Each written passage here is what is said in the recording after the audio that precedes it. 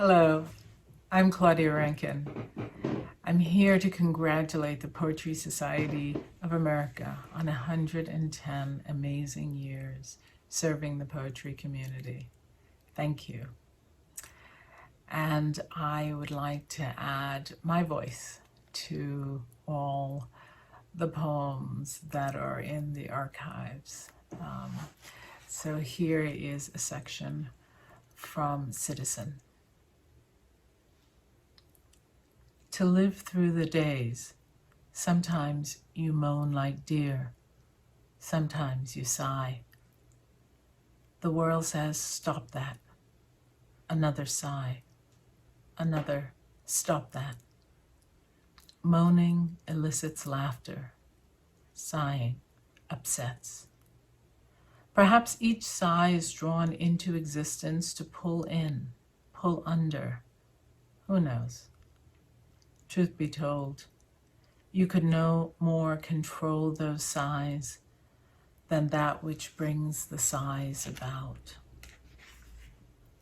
The sigh is the pathway to breath. It allows breathing. That's just self-preservation. No one fabricates that. You sit down, you sigh. You stand up, you sigh. The sighing is a worrying exhale of an ache. You wouldn't call it an illness. Still, it is not the iteration of a free being. What else to liken yourself to but an animal, the ruminant kind? You like to think memory goes far back, though remembering was never recommended. Forget all that, the world says. The world's had a lot of practice. No one should adhere to the facts that contribute to narrative, the facts that create lives. To your mind, feelings are what create a person. Something unwilling, something wild, vandalizing whatever the skull holds. Those sensations form a someone. The headaches begin then. Don't wear sunglasses in the house, the world says, though they soothe sight, soothe you. The head's ache evaporates into a state of numbness, a cave of sighs. Over the years, you lose the melodrama of seeing yourself as a patient. The sighing ceases, the headaches return. You hold your head in your hands. You sit still. Rarely do you lie down. You ask yourself, how can I help you? A glass of water? Sunglasses? The enteric-coated tablets live in your purse next to your license. The sole action is to turn on tennis matches without the sound. Yes, and though watching tennis isn't a cure for feeling, it is a clean displacement of effort, will, and disappointment. The world is wrong. You can't put the past behind you. It's buried in you. It's turned your flesh into its own cupboard. Not everything remembered is useful, but it all comes from the world to be stored in you. Who did what to whom on which day?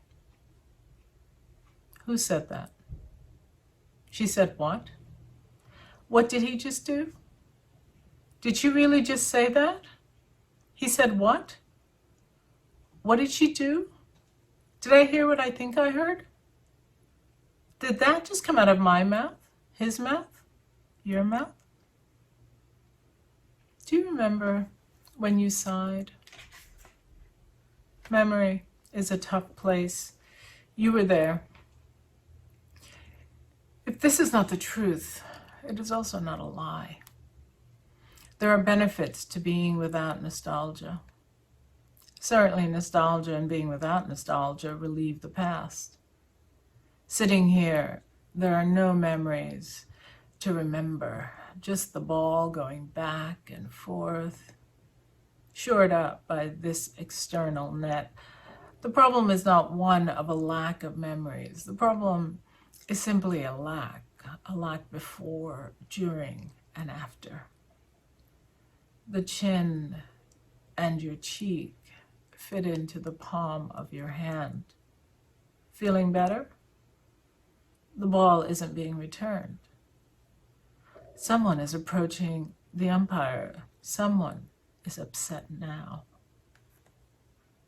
You fumble around for the remote to cancel mute. The player says something and the formerly professional umpire looks down from her high chair as if regarding an unreasonable child, a small animal.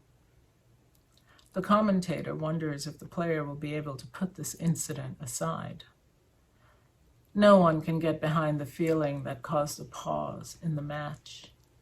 Not even the player trying to put her feelings behind her, dumping ball after ball into the net. Though you can retire with an injury, you can't walk away because you feel bad. Feel good. Feel better. Move forward. Let it go. Come on. Come on. Come on. In due time, the ball is going back and forth over the net. Now the sound can be turned back down. Your fingers cover your eyes, press them deep into their sockets. Too much commotion. Too much for a head remembering to ache. Move on. Let it go. Come on.